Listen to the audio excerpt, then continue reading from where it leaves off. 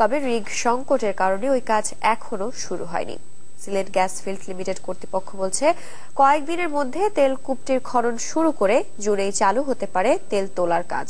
দীপক বৈদ্যের ছবিতে আরো জানাচ্ছেন গুলজার আহমেদ।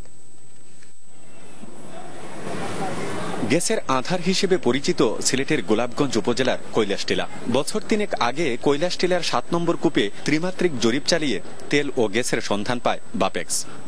তাদের করা সাইসমিক জরিপে বলা হয়, ওই কূপে ৪৪ মিলিয়ন ব্যারেল তেল ও ৬৫৮ বিলিয়ন কিউবিক ফুট গ্যাস মজুদ রয়েছে। তবে কোনো কারণে তেল উত্তোলন বাণিজ্যিকভাবে লাভজনক না হলে ওই কূপ থেকে গ্যাস উত্তোলন করা সম্ভব হবে বলে জানিয়েছিল কর্তৃপক্ষ। এরপর ২০১৩ সালের ১৭ সেপ্টেম্বর আনুষ্ঠানিকভাবে এ প্রকল্পের উন্নয়ন কার্যক্রমের ভিত্তিপ্রস্তর স্থাপন করেন প্রধানমন্ত্রী শেখ হাসিনা। রাস্তা নির্মাণ সহ মেশিনারি ফাউন্ডেশনের প্রাথমিক পর্যায়ের সকল উন্নয়ন কার্যক্রম শেষ। রিগ স্থাপনের কাজ মাসখানেকের মধ্যেই সম্পন্ন করা যাবে বলে জানালেন প্রকল্পের কর্মকর্তারা।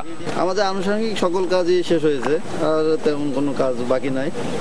আমরা বাপেক্সে রিগ আসলেই তারপর খনন কাজ শুরু করতে পারব।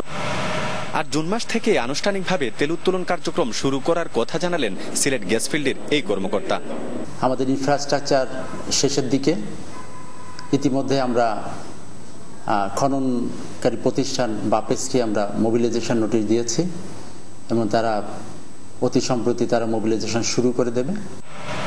সিলেটের কৈলাসটিলা গ্যাস ফিল্ডের ৬টি কূপ থেকে শুধু গ্যাস উত্তোলন হয়, আর ৭ নং কূপ হচ্ছে দেশের প্রথম তেল কূপ।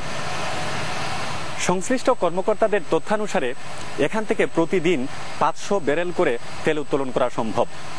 যদি প্রতিদিন ৫০০ ব্যারেল করে তোলা হয়, তাহলেও তোলা যাবে প্রায় ২০০ বছরের অধিক, যার পরিমাণ দাঁড়াবে প্রায় ৪৪ মিলিয়ন ব্যারেল তেল। এরকম হলে একদিকে যেমন দেশের জ্বালানি তেলের চাহিদা মিটবে, অন্যদিকে কমবে আমদানিও। Gulzar Ahmed, channel 24, Kailashtila gas field, Golapganj, Sylhet.